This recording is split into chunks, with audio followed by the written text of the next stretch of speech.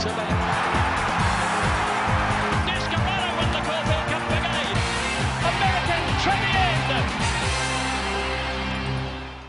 It's time again for your daily bite of racing. Today from the Melbourne Racing Club at Caulfield, where 3 Group 1 races on Saturday are highlighted by the $1 million The Age Caulfield Guineas. But although the barrier draw for the 3-year-old classic was being staged at Media House, the small but select field had already been upstaged back at the morning gallops, where all the talk was about the reappearance of the world's fastest racehorse, Black Caviar. Not that the unbeaten mare was on the track. She had already galloped in the dark before the arrival of the throng of media.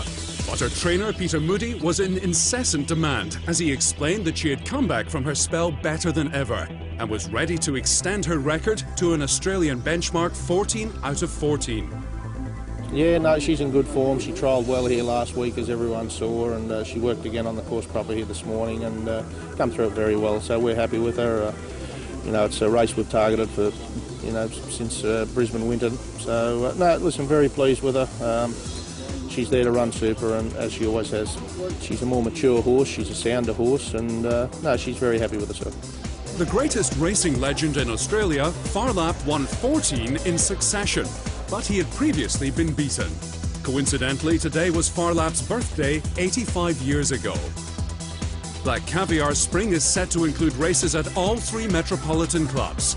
Melbourne Racing Club chairman Mike Simons is used to wearing many hats as owner and administrator, but he sported only one today. We're all in the Black Caviar camp for Saturday, actually for the whole Spring Carnival.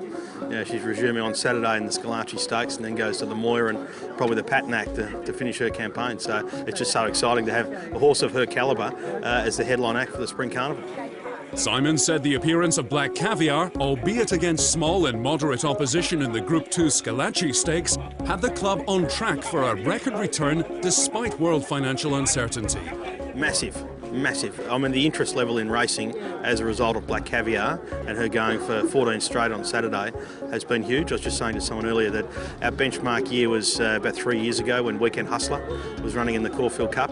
Interest levels in racing then were sort of sky high, and ticket sales and hospitality bookings are ahead of where they were in Weekend Hustler's year.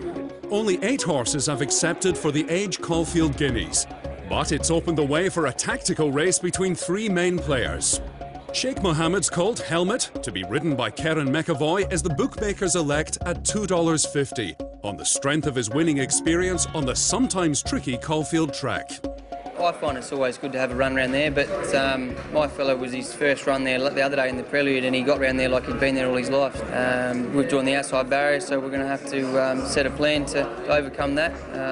If it was a big field and you draw the outside, obviously it's much tougher, but there's only 8 runners, so hopefully we can sort ourselves out from there.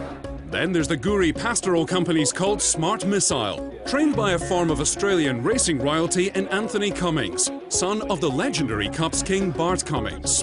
He's a $3.20 chance after having no luck at his Caulfield debut. And Cummings thinks he might just be the best horse he has ever trained. Yeah, he's a pretty smart colt. He's raced without luck his last couple, but certainly, that's going to turn. And if we get the luck on Saturday, he's easily good enough to win. And up against the Maktoum family and the Cummings family is this man, Ron Lehman and his Mrs. Gay, who together with a group of owners have knocked back $1 million and more for their bargain gelding Manawanui. He beat Smart Missile and Helmet in Sydney last month, but hasn't raced the Melbourne way, so he's only 3rd favourite at $5.50. But that doesn't worry Ron, who gave him a look at the Caulfield track this morning. I thought he worked very well. I couldn't put a watch on him because there's a big marquee there. I didn't know where the winning post was, but to the eye, I was very happy with the way he went to the line. And as far as those offers from Hong Kong to buy their unfashionable gelding, I suppose at our stage in life and the owners, well, they've been in racing for a long, long time, and you want a good horse. So why sell it when you've been looking for something for a lifetime, as they say? Why sell it and give it up? You've got it. Enjoy it. And on that note, that's all for today's Bite of Racing.